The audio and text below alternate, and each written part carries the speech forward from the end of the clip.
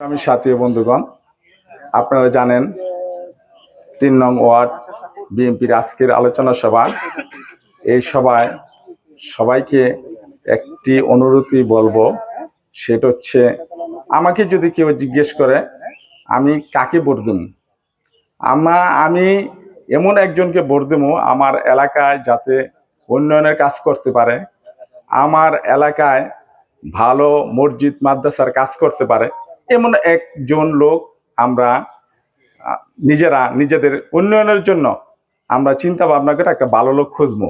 সেই ভালো লোককে আলহাজ মোহাম্মদ শাহ আলম সাহেব, যিনি 2008 সন থেকে এই এলাকার উনি উন্নয়নের কাজ করছে। উনি 2008 থেকে 2025 পর্যন্ত বিভিন্ন মসজিদ মাদ্রাসায় সাধারণ মানুষের চিকিৎসার কাজ করতেছে। উনি মানুষের এই যে ফ্রি মেডিকেল টিম প্রত্যেকটা ওয়ার্ডে উনি মানুষের সেবা দিচ্ছে। ওনার জন্য প্রতিনিয়ত বিএনপির ভোট বাড়ছে। অপরদিকে এমন কিছু লোক আছে যারা ভোট নষ্ট করতেছে বিএনপির। সংগ্রামী সাথী ও বন্ধুগণ, আপনাদের কাছে এই আলহাজ শাহ আলম সাহেবের পরিবারের জন্য দোয়া চাই, শাহ আলম সাহেবের জন্য দোয়া চাই। এই বলে আমার বক্তব্য শেষ করছি।